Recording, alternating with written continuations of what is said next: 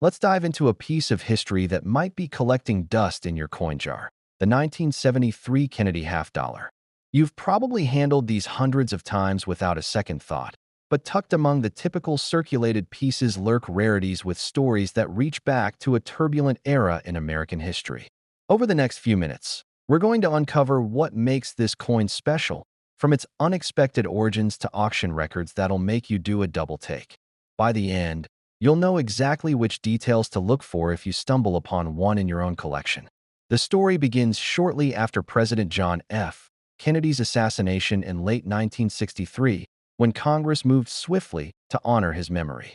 Minting the new half dollar began in 1964, and by 1973 the design, featuring Gilroy Roberts's portrait of Kennedy on the obverse and Frank Gasparo's heraldic eagle on the reverse, was already an established icon. But what few realize is how the political and economic pressures of the early 1970s shaped that year's production. Rising silver prices had driven the mint to remove most silver from circulating coins in 1965, yet proofs and special collector pieces still contained 40% silver through 1970. By 1973, every Kennedy half dollar entering circulation was clad in copper nickel, a shift that would later add to the allure of earlier silver strikes. Identifying a 1973 half dollar at first glance is straightforward.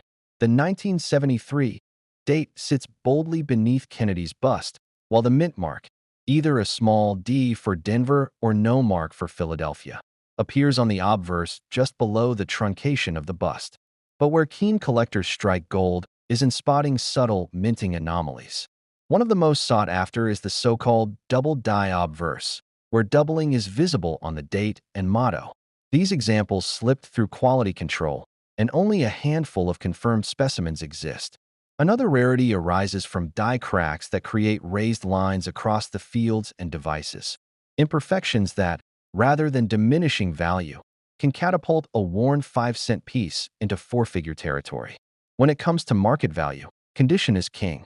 A typical circulated 1973 P half dollar might trade for face value up to $1 or $2. However, an uncirculated MS-63 grade can fetch $5 to $7 at auction, while MS-65 examples climb into the $15 to $25 range. For those at the pinnacle of perfection, an MS-67 1973 D half dollar has been known to sell for upwards of $300.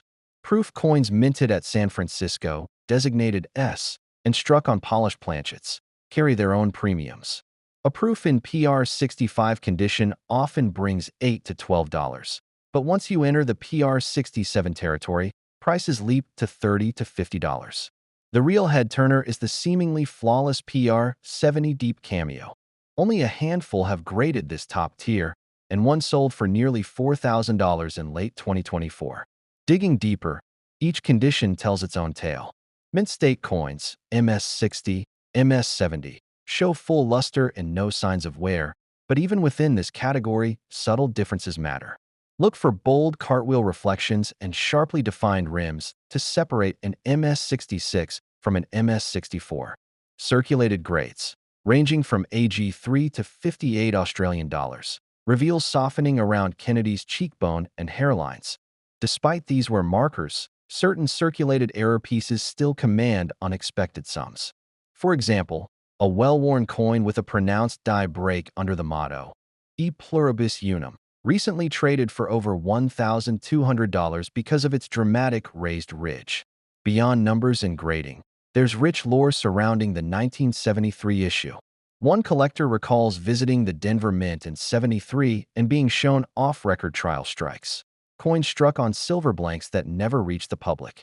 While none have surfaced, rumors persist that up to a dozen test pieces exist in private estates. Then there's the story of a rancher in Montana who, in the early 90s, discovered a hoard of several hundred 1973 D half dollars in an old feed sack. Most were worn, but 3 pristine MS-66 coins eventually sold for over $2,000 each. Tales like these add an almost cinematic thrill to what might otherwise seem like a modest 50-cent piece. Collectors also debate varieties based on planchet composition and finish. Early Denver strikes sometimes display slight copper-colored tints along the edges, a byproduct of inconsistent alloy mixing. Coins exhibiting this hint of rose gold hue are affectionately dubbed blush strikes by aficionados and can carry a 10 to 15% premium over their more silver gray peers. Proof enthusiasts, on the other hand, prize examples with the sharpest contrast between frosted devices and mirrored fields, so-called cameo finishes. Deep cameos, DCM, show near-black backgrounds that make Kennedy's portrait pop. These are among the rarest proof variations and anchor the top of auction listings. If you're hunting through rolls at the bank or sorting through inherited collections, focus on key diagnostic areas. Examine the denticles, the tooth-like projections along the rim, looking for crisp, unbroken points. Inspect the area between the eagle's claws on the reverse. Die chips there often form tiny islands of metal that only show up under magnification. On the obverse, check Kennedy's hair above the brow. Lines should be uniform and without blending.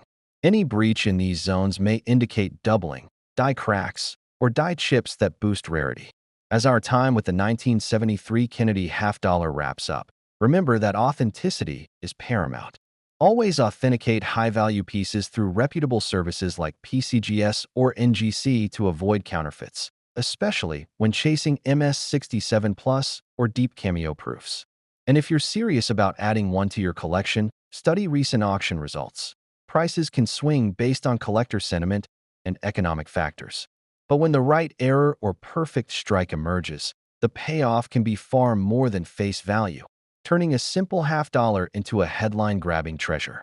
With all that in mind, keep an eye out for those double dies, lustrous proofs, and unexpected die cracks.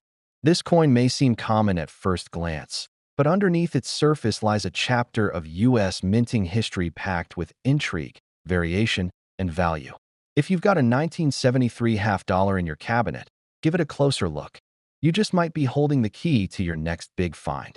Shifting gears to a different decade of Kennedy half-dollar intrigue, the 1983 issue might look unassuming at first glance, but spend a little time with it, and you'll find subtle quirks that draw collectors in. Much like its 1973 predecessor, this coin carries the weight of its era, economic uncertainty, minting innovations, and an evolving collector market hungry for anything beyond face value.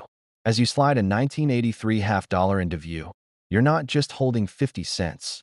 You're cradling a small piece of Reagan-era America, complete with its own set of rarities and stories that are just waiting to be uncovered. The background of the 1983 Kennedy half-dollar reflects a mint focused on efficiency and cost savings. By this point, no United States circulating coin contained silver. The mint continued with the copper-nickel-clad composition introduced in 1971. However, declining interest in half-dollars for everyday change mint production dipped significantly. The Philadelphia facility produced fewer coins for circulation than usual, relying more on proof sets from San Francisco to satisfy collectors. That shift created a curious supply-demand imbalance. Plenty of pristine proofs in boxes, but far fewer of the everyday business strikes making their way into hands and wallets across the country. Tracking down a standard 1983 half-dollar tells the tale at a glance. The date sits under Kennedy's jaw, with a tiny D mint mark on Denver examples right below his truncation. Unlike some earlier years, there's no S mint mark for proofs produced at San Francisco on business strikes. Proofs all come with the S and live exclusively in proof sets. Yet the real treasure hunt lies in the varieties lurking beneath that common surface.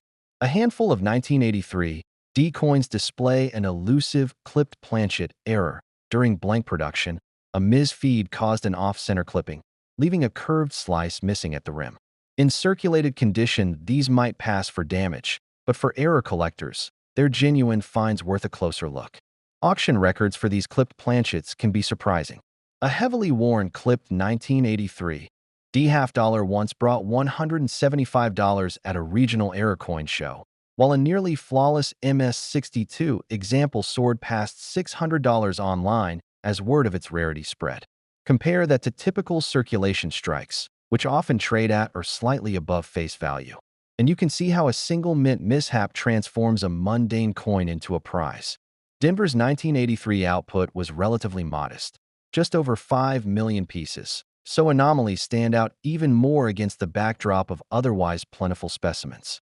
Proof enthusiasts have their own set of thrills. The San Francisco struck proofs from 1983 remain popular for their sharpness and contrast, yet within that run, deep cameo examples of PR67 Plus are surprisingly scarce. Collectors prize those coins where Kennedy's hairlines and the eagle's feathers almost leap off a jet-black mirror field.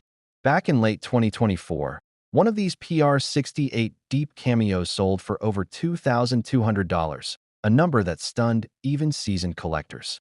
A step down in grade to PR65 still commands $35 to $50, while PR67s typically trade in the $150 to $250 range, depending on how pronounced the frost and mirror contrast appear under magnification. Beyond mint errors and proof finishes, condition-based values follow familiar patterns, with one twist. Because circulation demand was low, many 1983 haves didn't spend much time in pockets or cash registers.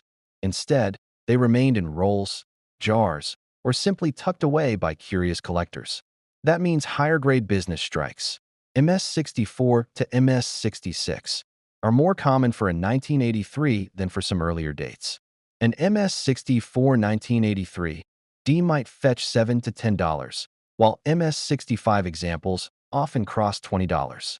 Yet when you find an MS67 with full cartwheel luster and razor-sharp devices, expect to see prices climb toward $300, a level few series half-dollars of the era achieve. Stories tied to the 1983 half-dollar might not reach back to test strikes or secret silver plans, yet they're just as colorful. One dealer recalls an estate sale in suburban Ohio where over 2,000 1983 has turned up in mint rolls, all untouched since the 80s.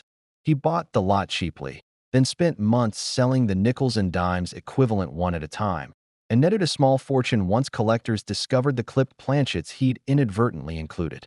Another tale tells of a Philadelphia bank teller who, in late 83, tucked away a handful of strikes with severe die cracks running through Kennedy's shoulder. Those coins now appear sporadically in error coin auctions, often pulling four-figure bids despite their circulated wear. Key identifying features stretch beyond mint marks and clippings. Inspect the edge for reeded consistency. An uneven reed count can hint at a defective collar or die shift. On the obverse, look at the flawless curve of Kennedy's jawline. Doubling there, though less common than on earlier issues, still crops up and commands attention. The reverse also holds secrets. Die clashes sometimes left ghostly impressions of the olive branch onto the eagle's breast, creating a slightly flattened texture that only shows under strong light. These clash marks can turn a basic MS63 coin into an MS63 plus error variety worth $50 or more. When assessing value, always keep grading nuances in mind. An MS66 1983 D half-dollar with pristine surfaces and vibrant luster will dramatically outshine even an MS64 in eye appeal, making it a sought-after prize among registry set builders. Conversely, in 58 Australian dollars, with light friction on high points but sharp details elsewhere, can carry a premium if the toning is attractive and evenly distributed. Slightly golden or champagne hues rather than flat gray surfaces often fetch a 5 to 10% bump at auction, even in lower grades. Proof coins, too, reveal condition-based surprises. From PR60 up to PR70, each incremental grade showcases more contrast and fewer blemishes. Yet while PR60 offers an accessible entry point at $12 to $15, collectors chasing full-blown cameo finishes often skip straight to PR67, where softer mirrors and subtler frosting give way to dramatic visual impact. And although no PR70 deep cameo proof has officially graded for 1983, rumors swirl of an unrecorded submission languishing in a private collection, the kind of story that fuels speculation and bidding wars whenever rumors of a perfect coin surface. Another fascinating subplot involves business strike varieties that escaped widely publicized error categories. In certain mint batches, planchets exhibited slight lamination issues, creating minute hairline flakiness on the fields. Once considered flawed, these coins have been re-evaluated as lamination variety pieces categorized by PCGS under specific diagnostic codes. An MS-65 1983 lamination variety recently fetched $125, more than double what a lamination-free MS-65 normally goes for. That shift underscores how collectors have broadened their horizons, embracing variations once dismissed as mere post-mint damage. As you hunt through collections or bankrolls for an elusive 1983 half-dollar gem, remember to verify authenticity and grade through reputable services, especially for high-end deep cameo proofs and rare error varieties. With prices for top-tier examples now firmly in four figures, the risk of misattributed or counterfeit submissions has increased.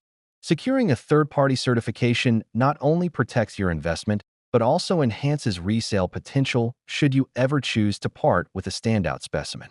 Between the business strikes, proof sets, and hidden errors, the 1983 Kennedy half-dollar offers a surprising depth of collecting opportunities. Whether it's the thrill of spotting a clipped planchet nestled among common pieces, the allure of a cameo proof's frosted devices, or the intrigue of lamination varieties, this coin rewards those who look beyond surface appearances. If you've stashed away a handful of 1983 halves, dust them off, examine them under magnification, and let each subtle variation speak for itself. It just might hold a story worth more than its weight in silver once contained.